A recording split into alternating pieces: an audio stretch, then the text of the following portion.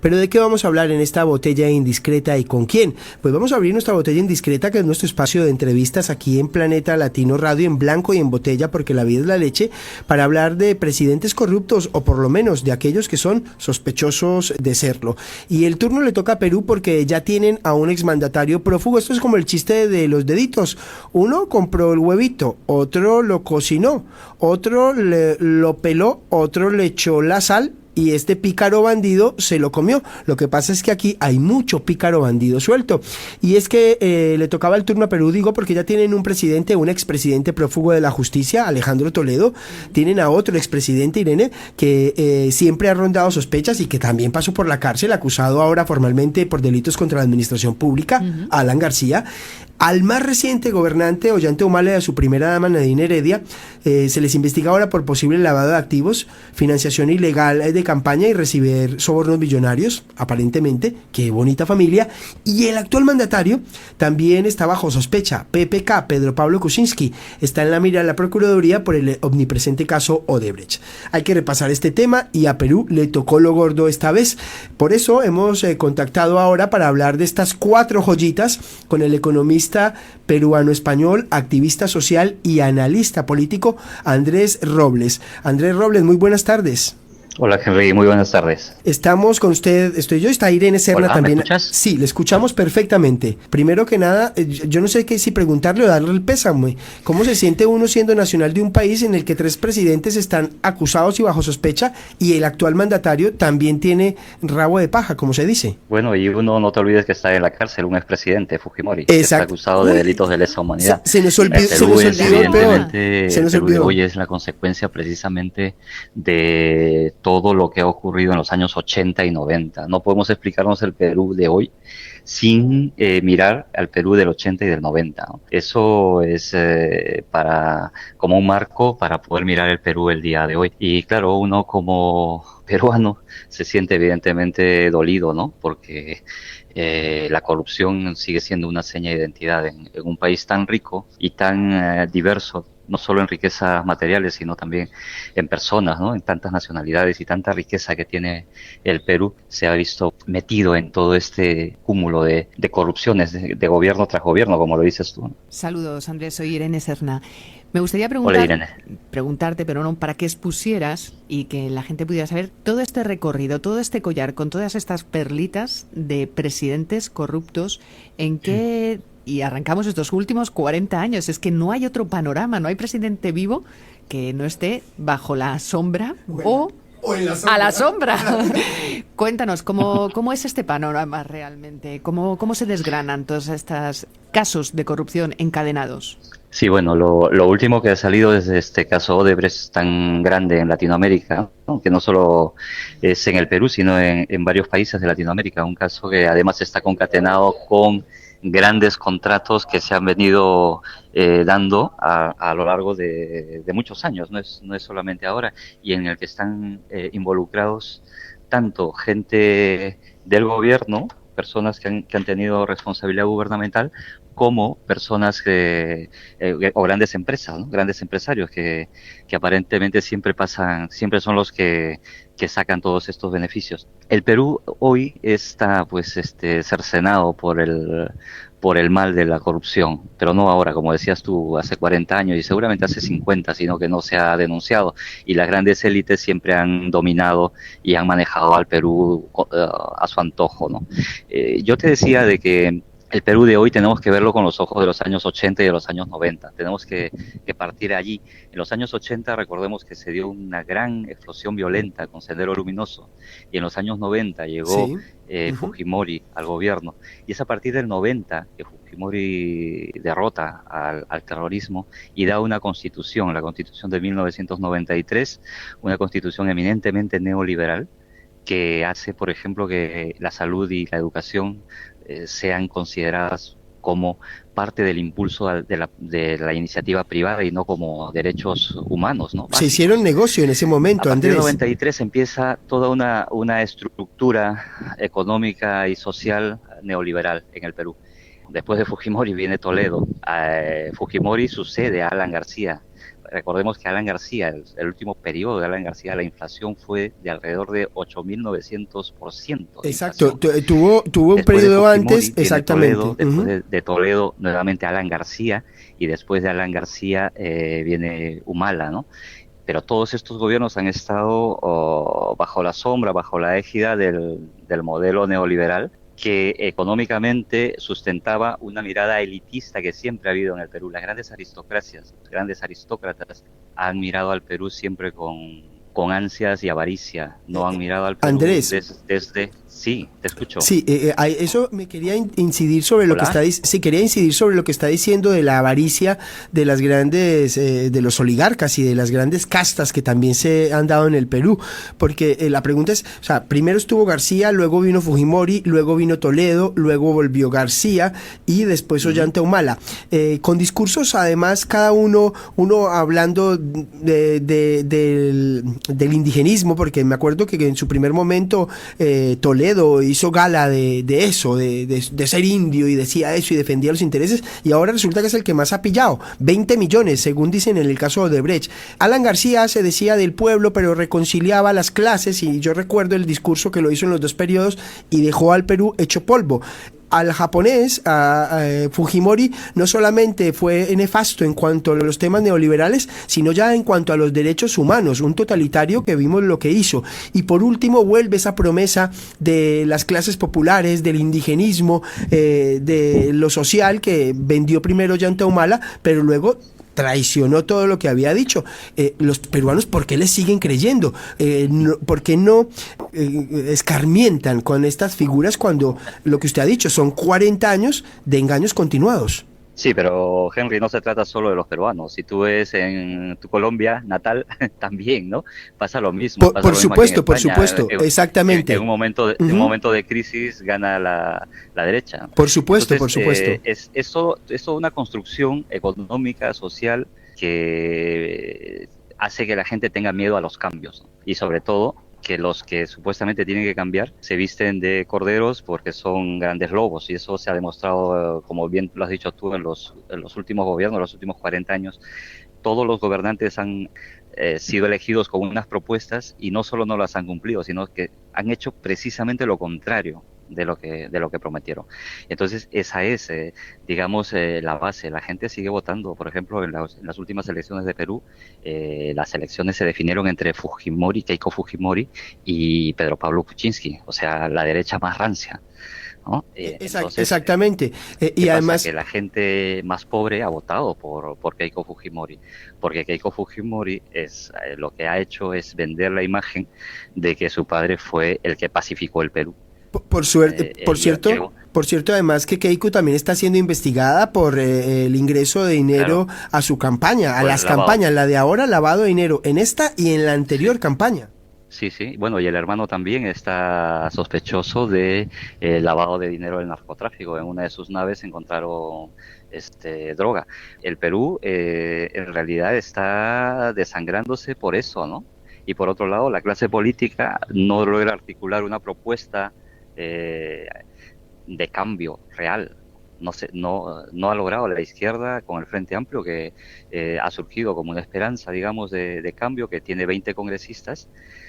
No logra articular todo eso lastimosamente hasta ahora. O sea, es una cuestión sociológica muy, muy compleja, que, como te digo, hay que remontarse a los años de la violencia, a los años del fujimorismo primero, y que ha traído luego hasta ahora una noción del peruano de que espera siempre un salvador, una persona que cambie. Y eso tiene que ver también con las instituciones, ¿no? Políticas. En el Perú no hay partidos políticos en estricto, lo que hay son caudillos y dueños de los partidos, y eso ha hecho muchísimo daño, porque esto hace de que no haya un control social, de que incluso la policía, los jueces, el Poder Judicial, la Fiscalía, tomen partido siempre por las grandes empresas, y esto es hasta ahora. Estamos en el siglo XXI, supuestamente el Perú es uno de los países con ingresos medios según el Banco Mundial, pero seguimos con unas cuestiones terribles en medio de esto que estamos viviendo, ¿no? En las últimas semanas hemos visto también cómo los ciudadanos han salido a las calles a protestar contra la corrupción. ¿Crees que la ciudadanía está viviendo realmente este pulso del límite que se acabó, que ya esto es el colmo? Y yo creo que la corrupción se va vistiendo de diferentes formas y va generando también sus formas de preservarse, ¿no? Una de estas formas puede ser todas estas cosas que estamos viviendo en los medios de comunicación y lo que se está viendo hoy en día. Afortunadamente el poblador en el Perú, sobre todo en Lima, recordemos que Lima concentra el 30% de la población peruana. Entonces, Sí, Lima, si se mueve Lima, se mueve claro. prácticamente el Perú. Ajá. Hay un gran poder de decisión en Lima, demográfico y también político. Pero en Lima, por ejemplo, se ha descubierto hace poco con esto de Odebrecht que hay un peaje por donde la empresa de Odebrecht cobra el peaje a los vehículos, pero no hay una vía alternativa, o sea, hasta dónde llega la corrupción, y eso ha sido concedido durante el gobierno municipal de la izquierda, de Susana Villarán. Entonces, yo creo que la gente está cansada, claro que sí, pero que no encuentra mecanismos para poder lograr un cambio, sobre todo en cuanto a corrupción. El Poder Judicial, la policía, están totalmente corruptos en el Perú, Eh, como eh, en muchas partes de Latinoamérica, ¿no? Exactamente. Andrés, vamos a escuchar qué decía el expresidente Alan García cuando llegaba a los juzgados a dar explicaciones y a decir que él nada tenía que ver, que si acaso algunos miembros de su gobierno y que él no ponía las manos en el fuego por nadie, pero que él era inocente. Así más o menos explicaba Alan García la situación. Mi deber de ciudadano y expresidente, estoy aquí para asistir a las 9 de la mañana a la fiscalía. Un contrato en el que el Estado no ponía ni un centavo, ni los consumidores pagaban nada. De pronto, sin explicación, ese contrato fue anulado por el señor Humala y se convocó un nuevo proceso, y en el 2014 el tubo de 1.300 millones pasó a costar con otros precios 7.000 millones de dólares. Pero el Estado tenía que poner dinero. Y además cada uno de ustedes, consumidores, tenía que pagar en su factura mensualmente una cantidad para... Andrés, aquí se echan la culpa unos a otros, porque este le echa todo el agua sucia. Hola, Sí, hola Andrés, que decía que aquí hola. se echan la culpa unos a otros, porque decía García que le echaba el agua sucia a Humala. Humala se la echaba a García, anterior se la echaban a Toledo, o sea, unos a otros se van pasando el balón cuando, según las investigaciones de la fiscalía, están todos bastante untados. Sí, bueno, es que la corrupción es un mal endémico, Henry, en el Perú, es un mal, y en Latinoamérica en general, es un mal endémico. Y los presidentes, como te decía, son dueños de los partidos políticos. Prácticamente no existen partidos políticos. Entonces la acción política no sirve para regenerar la vida social y la vida económica, sino sirve para seguir manteniendo el estado de corrupción. Lo mismo pasa, como decía hace un rato, con el Poder Judicial. Alan García ya fue juzgado por este mismo caso hace muchos años, huyó a Francia y luego salió totalmente absuelto, sin ninguna acusación judicial. Y eso lo mismo ha pasado con Toledo, lo mismo, o sea, es muy difícil que gente de ese nivel pueda entrar en la cárcel en el Perú y en muchas partes del mundo, no solo en el Perú. Entonces, de lo que se trata, creo, es que la población está buscando alternativas, formas de poder, por lo menos, hacer un recambio en los poderes que tienen que controlar al poder ejecutivo. Tanto el poder judicial como el poder legislativo tendrían que tener otras formas de manejarse y de sancionar estos temas de corrupción, ¿no? Sobre todo que es escandaloso cómo cambian los políticos en el Perú, su nivel de vida, desde cuando fueron candidatos hasta cuando dejan el cargo. Es totalmente escandaloso, pero claro, no hay medidas de control social, el Poder Judicial no se atreve a tocar a esas vacas sagradas, y los medios concretamente están en poder de ellos, ¿no? Los medios de comunicación, que de alguna manera suavizan o santifican el accionar de estos personajes.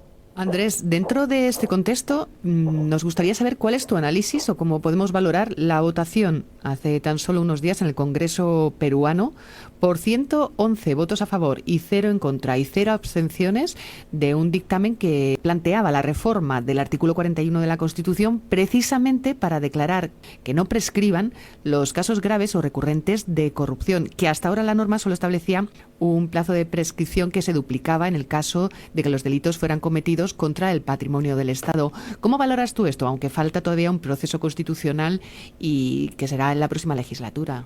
Sí, han habido avances, pero como dices tú, los mecanismos para poder cambiar que precisamente datan de la Constitución del 93 son muy difíciles. O sea, los mecanismos son muy perversos porque pasa una legislatura y si nadie se acuerda de eso, como seguramente pasará, eso quedará en nada y volverán nuevamente al mismo proceso. Es lo que ha pasado en muchas cosas, por ejemplo, con el tema de la ley de las migraciones, de los migrantes peruanos. Ha pasado con la creación de ministerios o de otros asuntos, ¿no? Que cuando no lo quieren ver o cuando solamente quieren un efecto mediático, lo hacen y luego se olvidan totalmente. Y eso, yo creo que eso está pasando. El fujimorismo, que tiene mayoría absoluta en el Congreso, se ha prestado a esto. Aparentemente es una buena seña, ¿no? Pero viniendo del fujimorismo y viniendo del aprismo que se han juntado, deja mucha duda al respecto. Yo creo que la mejor manera de poder luchar contra la corrupción es que el Poder Judicial se cambie y se pueda hacer realmente cumplir las leyes. Leyes hay, sino que las vulneran a cada rato o simplemente no les hacen caso, ¿no? Andrés Robles, economista, activista, analista, político internacional, gracias, mil gracias por sus apreciaciones sobre Perú, sobre América Latina, porque hoy estábamos hablando de Perú y por eso hablaba y preguntaba a los peruanos, pero la razón se la doy. Esto es una situación endémica y que a veces yo como colombiano tampoco entiendo cómo se siguen eligiendo a los mismos o congresistas que llevan 38 años en el Congreso de la Sí, República, enquistados y que se oponen a leyes que avanzan como las leyes igualitarias del matrimonio o como a la libertad de las mujeres para el aborto, en fin, a todo lo que debería significar desarrollo y avance para exacto. un país se oponen, como en el caso de los temas de la educación y la ideología de género, que también sacó a un montón de gente en las calles peruanas con la idea de que les iban a Exacto. cambiar a los niños. Mm, M- sí, bueno, Muchas, eso sí. viene pasando. Dime, Henry. No, le queríamos agradecer y ya no entretenerle más porque sé que estaba en plena reunión, le sacamos de una reunión, usted es muy activo y no para, y de verdad, estos micrófonos siempre están abiertos para hablar del Perú, de España, del planeta y de todo lo que se nos ocurre y se nos pase por la cabeza. Muchísimas gracias, Henry. Bueno, solamente para terminar, claro, parece que el Perú fuera también el infierno vivo, ¿no? Pero es un país con muchas posibilidades, con gente muy buena y que seguramente en algún momento todo esto va a tener que cambiar, porque la gente también, como decía Irene, está harta de lo que está pasando y van a haber cambios, claro que sí. Los políticos lo sienten, se sienten en la calle, se sienten cosas que seguramente harán cambios profundos. Desde fuera del Perú solamente nos queda mirar, apoyar, difundir, pero con una esperanza tremenda para que esto cambie y que la imagen de nuestro país pueda ser mejor y podamos también los que estamos fuera regresar a un país donde tengamos la acogida y donde la democracia, la justicia y la verdad sea pues una señal de identidad, ¿no? Ojalá, Andrés.